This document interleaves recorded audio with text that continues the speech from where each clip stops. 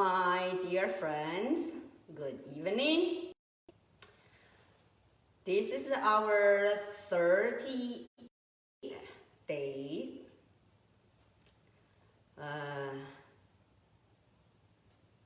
Day by day. And I'm just here like at 8 o'clock. So I know that you may not be out there, but I'm happy I'm here, every 8 p.m. Indeed, this is my own cultivation because my promise. So this is also kind of a force to help me to do more practice.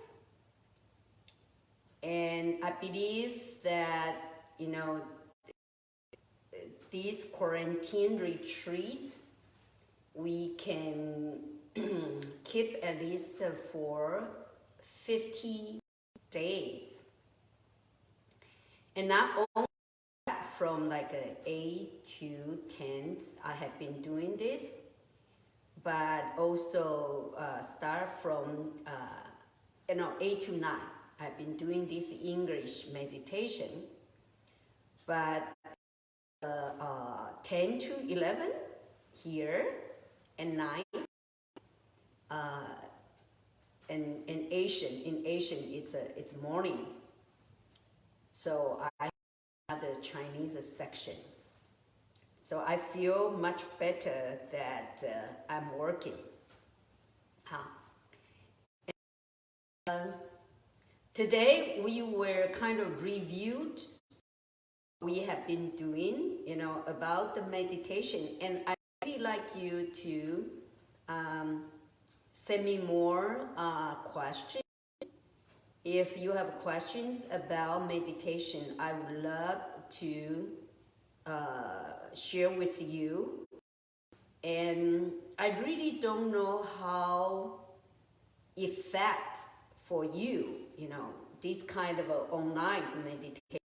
Of course, right now, the online meditation are so many, and I'm so glad to see that, people are online doing, teaching meditation or do some dharma function or even, share some ceremony. And this is all great. And as Buddhists mentioned that, so many people have so many different disposition. People have a different method to learn certain things. So I'm so glad to see that many people offered a different way of meditation.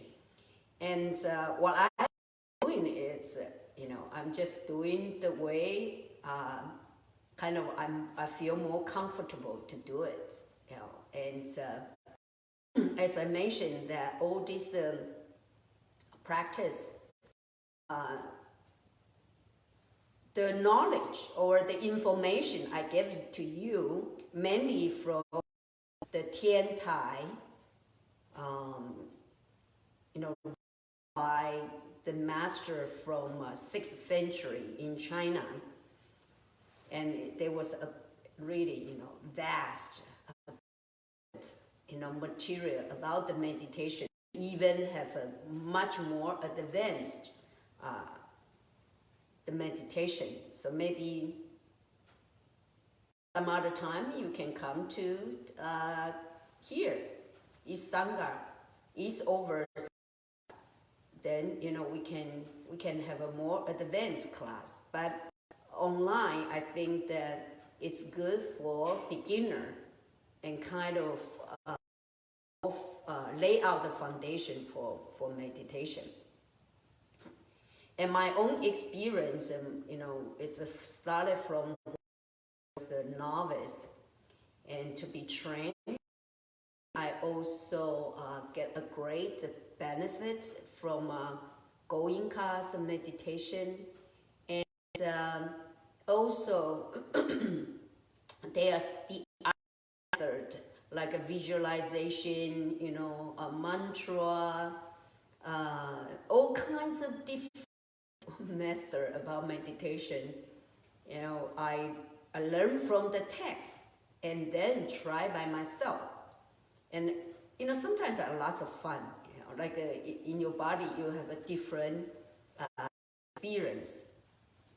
But of course, I'm not sure you will be really good, just kind of you know, come to the Facebook online and then share with you know, method of meditation and without any foundation or knowledge.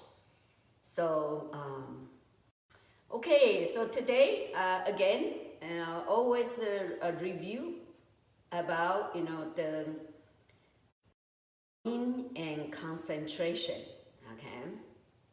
And I just like you to have a good, you know, habits, lay out a good foundation.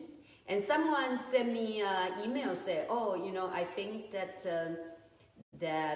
the way, you know, I teach the people doing the body posture is really helpful, because once when your body, you know, sit upright and in the kind of right way, really help them to do the meditation. I'm so glad for that. Okay, so let's kind of from beginning and step by step. And of course, after this meditation, the second half, I'm going to answer two very, very interesting questions. It's about the Buddhist, you know, doctrine. It's very interesting, okay? So the first one, you know, make sure don't sit on the cold marble or wood floor, and not sofa, not soft either, okay? Sit on the firm, hard, but not cold floor. So some blanket or the cushion, and get a good cushion, you know, or formally you can purchase online a good cushion. And I find that the Japanese way of kind of a wrong, it's a little bit thicker. It's better the thin one and too harsh. I think the kind of inside you feel maybe they put some, you know, looks like a rice or grain, you know, it's better, not cotton, okay? So, and you sit on the cushion. Remember, when you're doing the meditation, your eyes only has a cushion. If you go to the temple to do meditation, no eye contact with the people, even though you don't talk. We always have a silent observation, but still people kind of use their eye to send out some signs, smiling, no, okay? No eye contact. And have a determination, like I'm going to have a really good meditation. So if you're at home, you start to do 1 hour meditation for yourself. Tell yourself, I will not give up. This is my determination. I'm going to have a good section of meditation. Okay, determination. Okay, then now, after you sit and tell yourself 3 words: body, breath, mind. Body, breath, and mind. Okay. So now the body, step of that means feet, back, head, shoulder, chin, tongue, eyes. Now the feet, always make sure closed. Either just kind of loose closed, it's okay, or even on the floor, you know, kind of closed. And half lotus, full lotus position, either way. And then back, upright, relaxed, hands, thumb slightly touched, put on your thumb. And then circle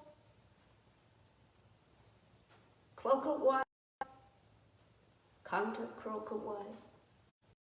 Make sure that you sit stable and your muscle and joints are loosened, relaxed. Now, your shoulder. Shrug your shoulder back and forth. Okay? So loosen up, especially nowadays people use, cell phone and, computer. So very easy. We got very stiff on our neck, shoulder. Open up, put it down. Okay. The chin, not down, but horizontal, fully. And now, exhale 3 breaths to breathe out the impure air congested inside your body. And then immediately close your mouth to keep those pure. So exhale the impure and then reserve the pure air. Okay?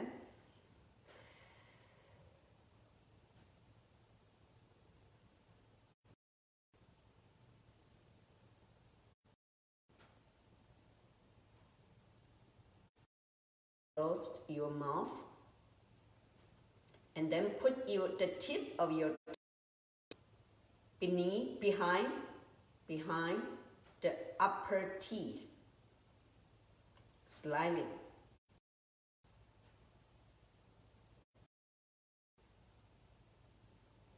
Now, close your eyes. I mentioned that it's always closed, totally close your eyes. You will feel very dizzy. That's the only time you could open your eyes and stare at a spot in front of you in a very further distance. Otherwise, have eye closed. Now your body posture already fits. Double check. And hands, shoulder, chin, tongue, eyes. 6 vital channel. Okay.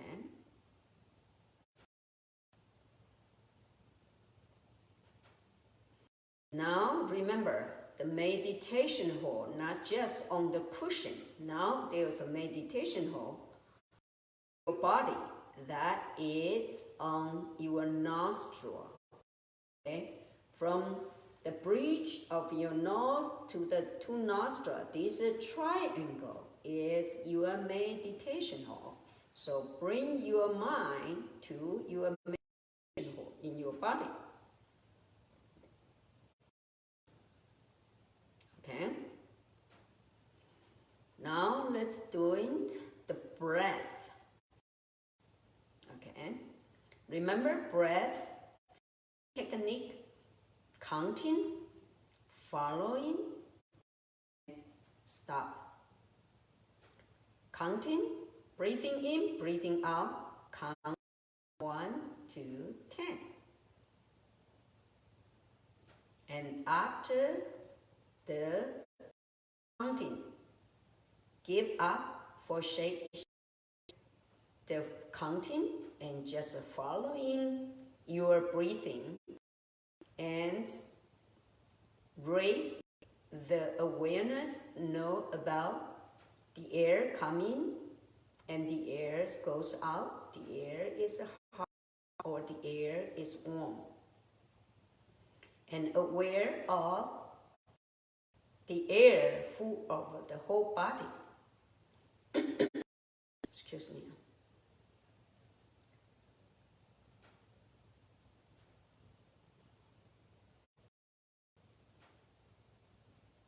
If you have a hard to concentrate, then you try to be aware, try to catch, the start breathing.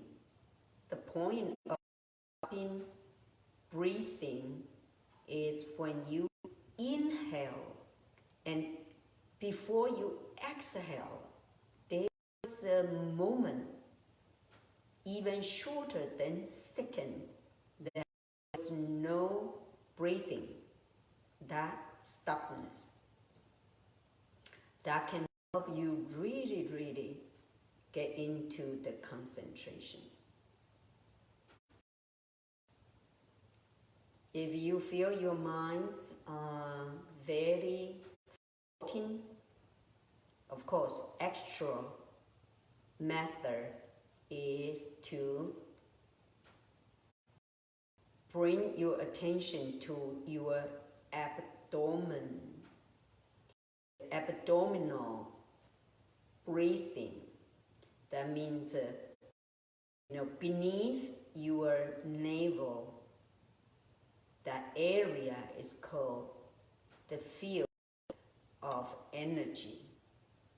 Then you can use breathing. Otherwise, just focus on the nostril.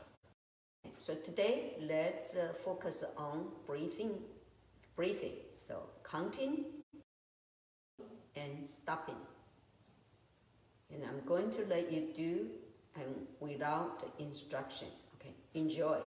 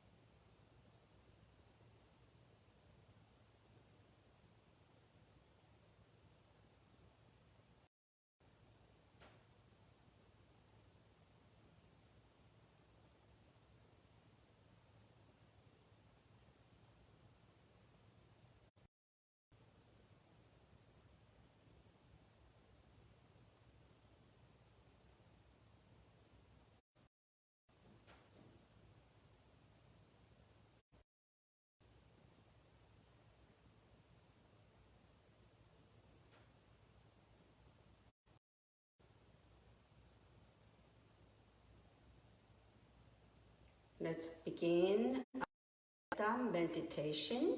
METTA means loving kindness. Let's send out our loving kindness, prayer, and thought to ourselves and to people we know, we don't know, and to the whole sentient being in this universe. May I be free from action of coronavirus and other diseases, free from suffering, and be well and be happy. May my spouse, partner, and children be free from the infection of coronavirus and other diseases, free from suffering, and be well and happy, wealthy, healthy. May my parents and brothers and sisters be free from the infection of coronavirus and other disease, free from suffering, and be well and healthy.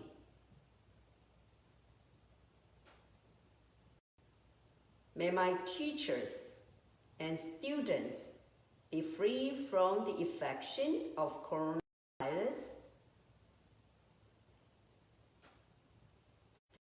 from suffering, and be well and healthy.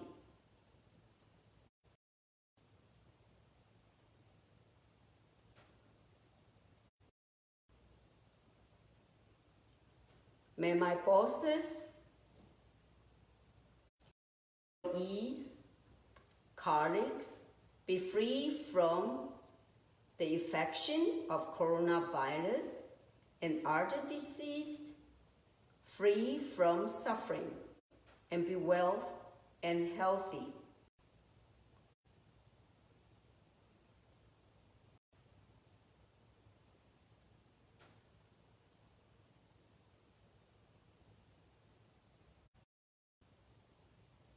May all my friends and neighbors be free from the infection of coronavirus and other disease, free from suffering, and be well and healthy.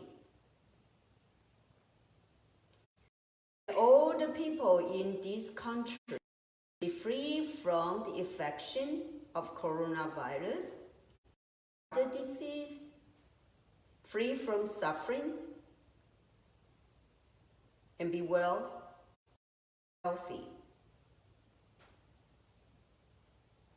May all the people in this world free from the infection of coronavirus and other disease, free from suffering, and be well and healthy. May all the sentient beings be free from greed, hatred, and ignorance, from suffering, wealth, and happy. May all the doctors, nurses, caretakers, medical personnel be free from the infection of coronavirus and other disease, free from suffering, and be well and healthy. We thank their efforts and the risk their life to save. May all the political leaders be free from the infection of coronavirus and other disease, free from greed, hatred, and ignorance, free from suffering, and be well and healthy. We pray that they have enough wisdom and a sense of humanity to adopt proper measures to save more life, create harmonious society and peaceful world.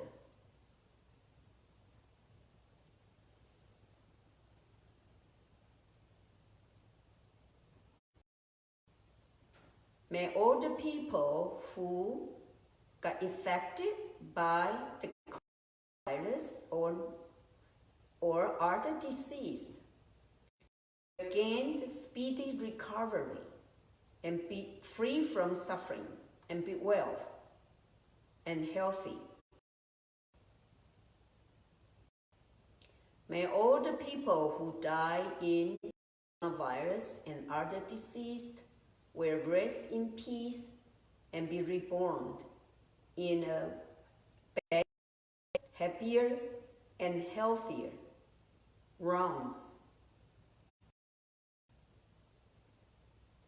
And we would like to transfer the merit from our meditation to many of anonymous heroes who are fighting this pandemic battle. Wish them from suffering and be well and healthy. And we also like to transfer our METTA prayer to those little friends, the children, especially those who affected by coronavirus will be recovered rapidly. Amitofo. Now, let's rub in our hands, eyes, massage your forehead, your skull, your ear, and neck, shoulder, arms, back, thigh, and knees and legs. Okay.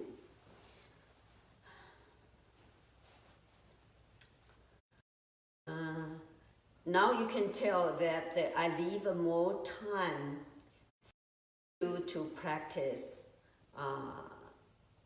the meditation, either breathing or which kind of a meditation.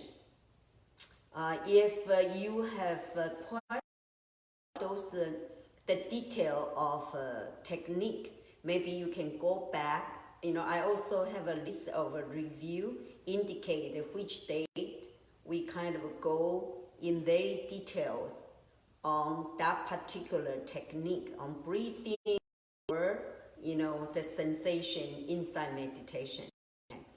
But I think that, for this day, I probably just kind of, leave you more time for the meditation. So kind of, maybe a more quiet time for people can meditate. Right now I'm going to reply, the last question from Lina's class. Her student asked the class. Okay.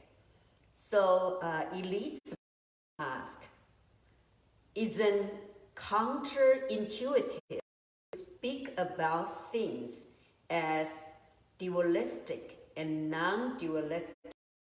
The concept of dualism and non-dualism is itself dualistic. I think this is a question. Of course, we know we play the language. Okay, so yes, in her class, I just kind of come to an issue about. There's a theory so-called non-dualistic, especially this concept in Buddhism. also play a part on the teaching. You know, it's a kind of a break the way we see things, like a relatively. You know, we see things black and white, kind of dichotomy. I think this is especially you compare with the Eastern philosophy. Eastern philosophy tend to have a lots of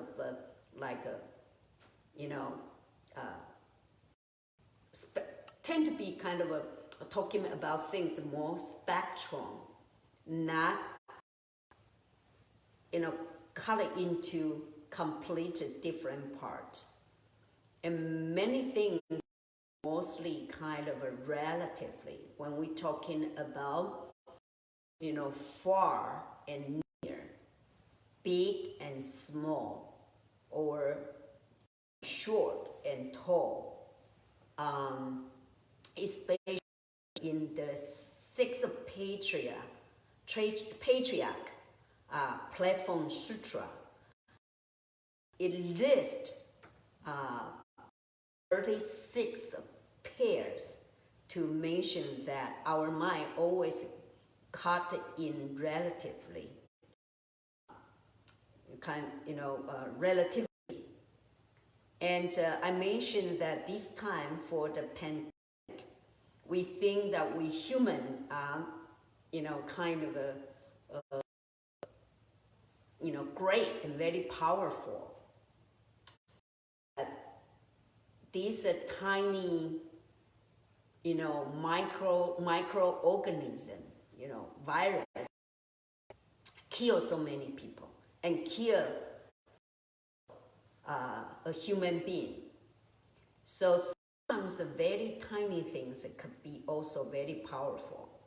So in Eastern philosophy, like Chinese, always think like water, even though it's so salt, but the water can be very powerful, and water can penetrate into the rock.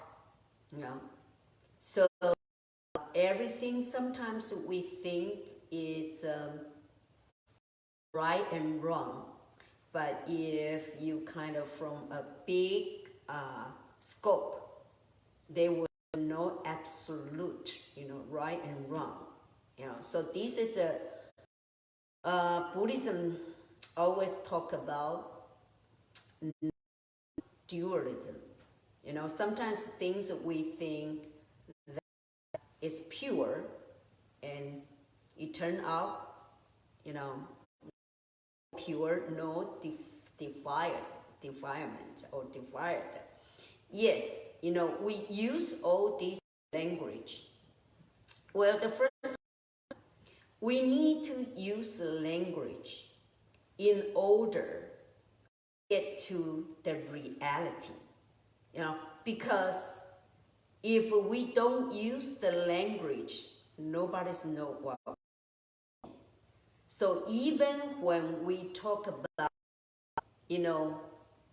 dualism and non-dualism, yes, that's dual. That's what you try to say. But that is the language. So in there was a metaphor that the Buddha say, hey, you know what? I want you to see the moon, M-O-O-N, moon. But where's the moon? So I have to use my finger to point it out. Where's the moon? Okay, so these fingers, basically it's just a mean, M-E-A-N, a mean, a tool to show you the reality. Language itself is also a tool, and mean. So when we talk about dualism and non-dualism, we still need to have this language, and then take you to a further to reality. Just like, you need the boat to cross the ocean from this shoulder to the other shoulder. You can abandon the boat. Okay, so just like Buddhism has this a teaching called non-self. A lot of people don't understand. When we talk about even we talk about our body is non-self, or person, everything, all the dharmas in this world are non-self. So then people challenge you, say, well, if Mr. A killed someone, if it was a no self, then that means that nobody's killed. Nobody's is killer. And I think this is a very dangerous, put Buddhism in a not unethical, at all. So of course, this Mr. A also a conditioned existence. Okay? When we talk about non-self, but remember that it means there was no entity cannot divide it, or this entity independent, existent, and forever, and not from other conditions. That is, and so you probably cannot find anything in this world can exist itself without the conditions, or something like you cannot divide and continue to dissect. So now come back to Mr. A. Yes, it's a non-self, but that doesn't mean like if he killed people because there was no self, then he doesn't have to face a charge. I'm sorry. This condition, Mr. A still have to face charge and, maybe put in jail as well. Okay. Of course, Mr. A is still conditioned, a person. So, so when we are talking about, use the language, that is why that in Zen or in time always mention, okay, we do not depend on the, okay, you have to go directly to see the nature. And so now, we have a so-called Southern school and then, gradual school. But I always believe that even the enlightenment, it's a kind of a sudden, you realize you still need the practice. Of course, someone maybe say, oh, I never learned anything, like a sixth patriarch, he just got it, immediately, even maybe without a teacher. But Buddhism has been talking about, past, present, and time. 3 times. 3. So someone from previous life planted the good seeds, good roots. So in this life, immediately. Yeah. So it still needs the learning. And in Zen tradition, even though say, okay, I do not count on, language. I do establish the language, or literature. But indeed, Zen, Zen master speak a lot. Why?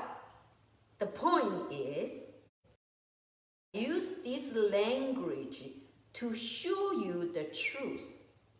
Okay, you should take this language as a tool, as a mean, not as the end, and stick it to the fingers, stick it to the language, and make a lot of argument. So the point is, can you, make a good use of a language, not to stick it to the language? So, so when we talk about dualism, many people got caught into the good and bad, or, I'm stronger, you are weaker, especially. I'm bigger, you are smaller. I think that, Malcolm, Gladwell, his book on the Daily and Gladius, how a small boy, conquer a giant. Yeah. So in our mind, in our daily life, we always think about, I need to be strong, and I need to be big, I need to win. And your mind gets stuck to that idea, being strong, being big, being famous, being powerful and richer. But you have that even, you are the rich person. In the future, people can be richer than you. You think you are even stronger than someday, or strongest. Someday people could be stronger than you. Racism find that very interesting. You find all this, during this pandemic, and then people have a different voice. And, from the party, from the nation, so you just like to kind of go, okay, forget about it. Okay, give me some time to be quiet.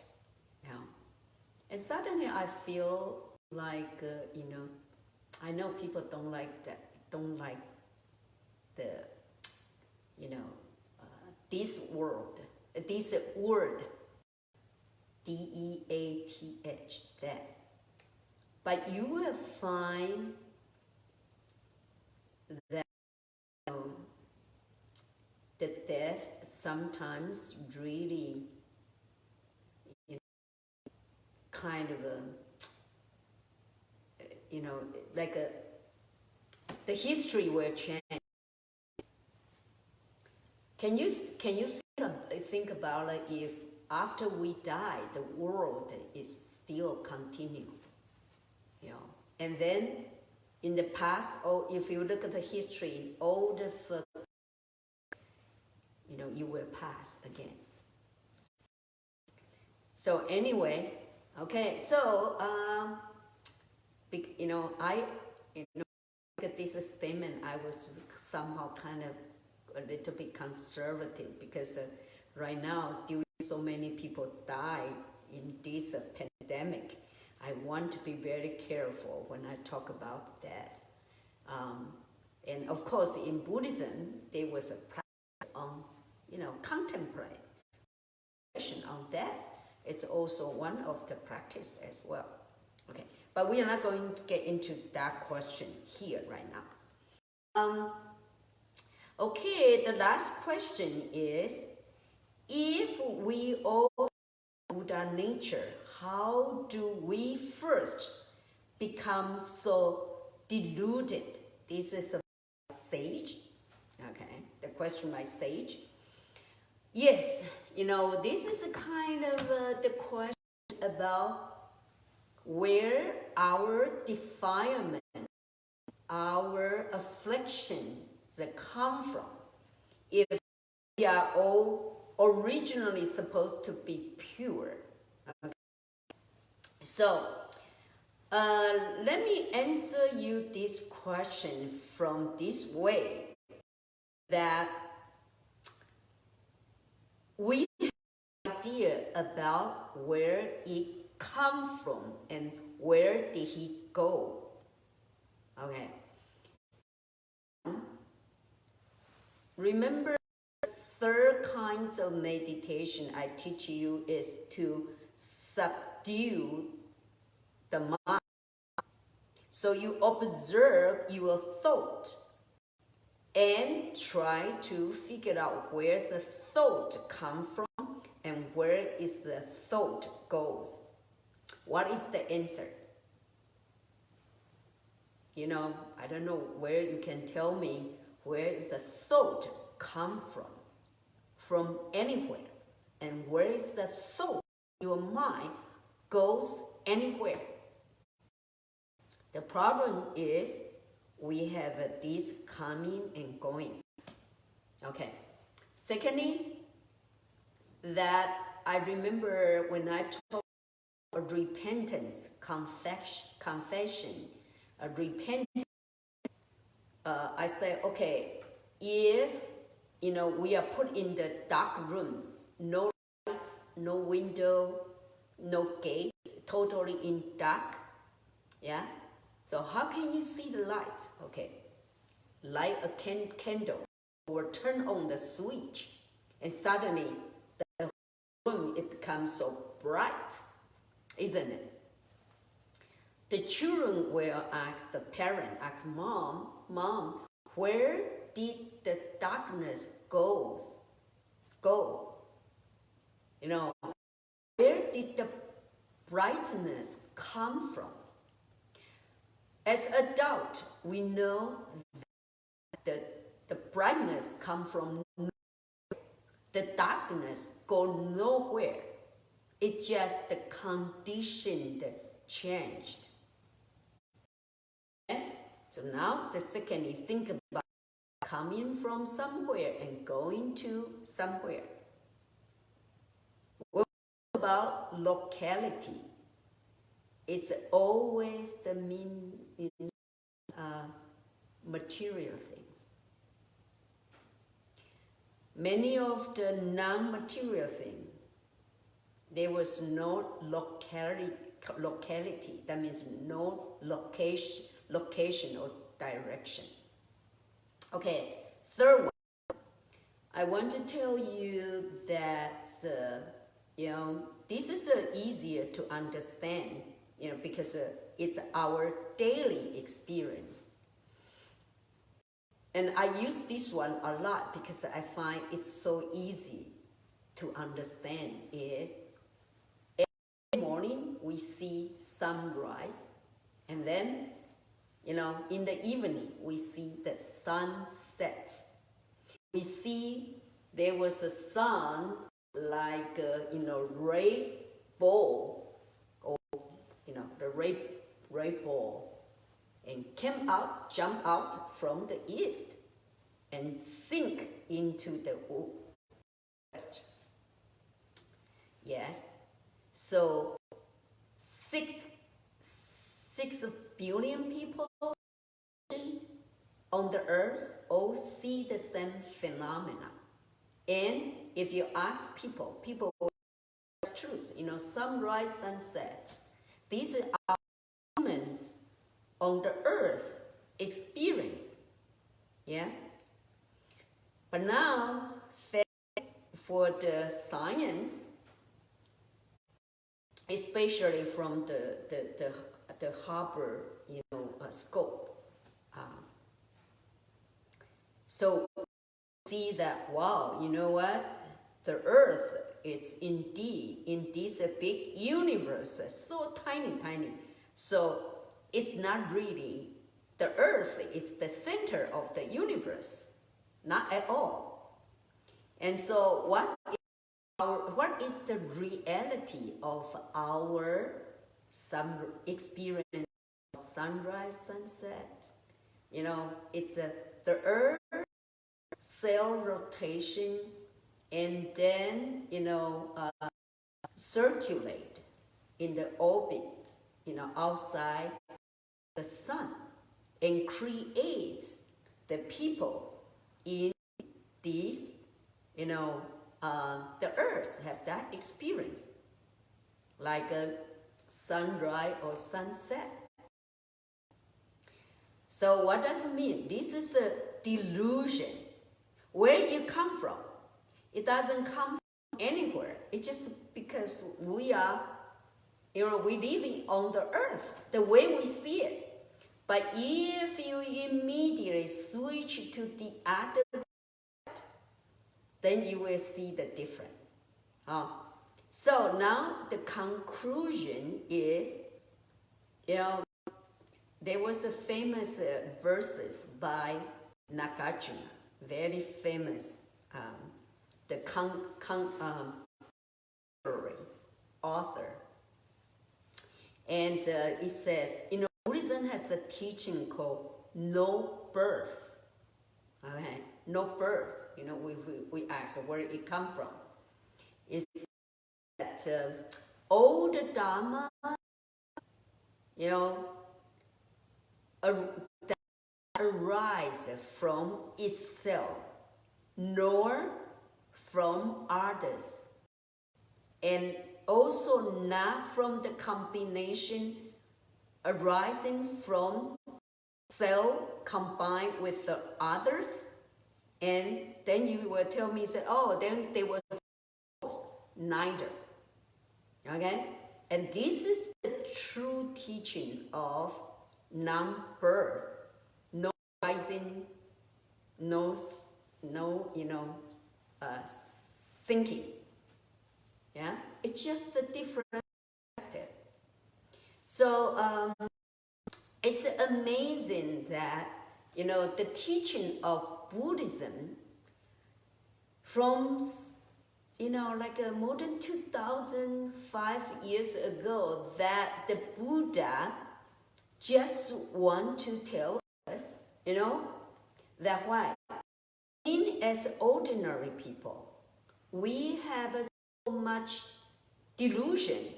It's because we are in the wrong place, and we see things so limited. And so because of our limitation, because of our position, so we see things not according to what they really are. And that is why we have to try to recognize our delusion. And then, then we can have the wisdom of to see things as they really are, to see the reality. So it make it more clear to you about, where our delusion come from. It's just, I think that the way to get rid of delusion is to be more open-minded and not get caught like a ocean. So like, Stephen Jobs said, outside the box. And try to think from the other perspective. And then we can reduce our delusion. Okay, now it's 9 o'clock, and I will see you tomorrow, 8 o'clock. Thank you so much. And I make a pre-announcement this coming weekend that it's coming to share with you experience about meditation. Yeah.